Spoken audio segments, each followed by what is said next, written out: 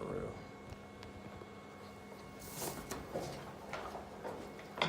All right, hello, my name is Mario Kaywood. For my presentation today, I would like to talk about news credibility and the topic of police brutality. All right, today it is important for news outlets to provide factual information and not fake news, which is to steer however the news outlet would like to tell their truth. Providing non-credible information is not only dishonest, but most people believe the news to be completely true, and which is not always the case. Next slide. Okay.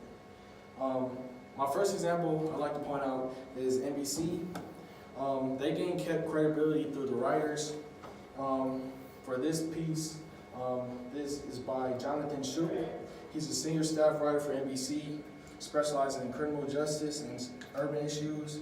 Shoup worked for NBC for over a decade and has won a Pulitzer Prize in 2005. Shoup wrote a piece titled "More Exonerations Were Driven by Police and Prosecutor Misconduct." Shoup talked about how 84 people were previously incarcerated. In 2017, it ended up being released due to factors such as police tampering and prosecutor misconduct, and also mistaken identities and false confessions and false accusations. The author uses credible sources such as the National Registry of Exonerations, and they use that source to provide real statistics of how many people were released in that certain amount of time.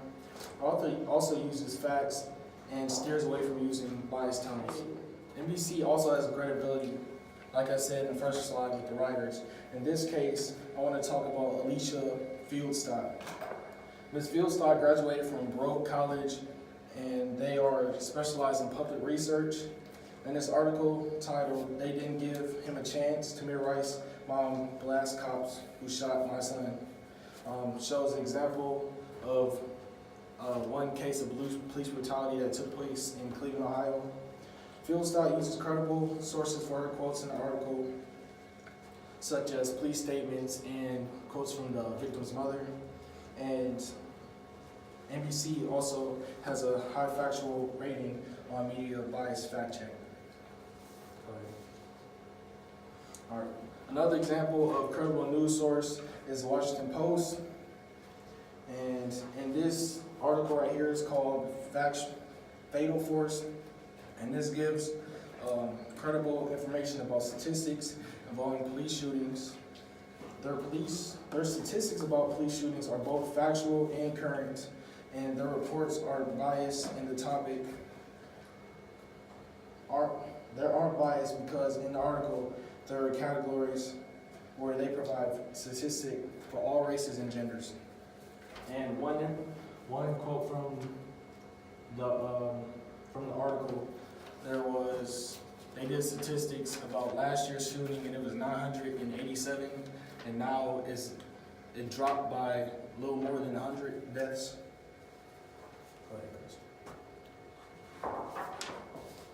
Another example of why the Washington Post is credible is from the author, Ivan Moreno, and he has a lot of experience working at the Washington Post in addition to the Associated Press and US Today.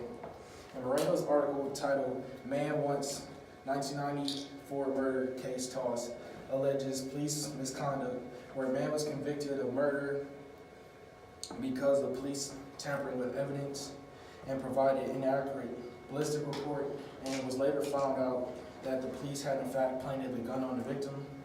Washington Post also gains credibility from using the facts about the case without commentating or giving their opinions on the topic. And like I said before, they gain credibility through the author. Next one.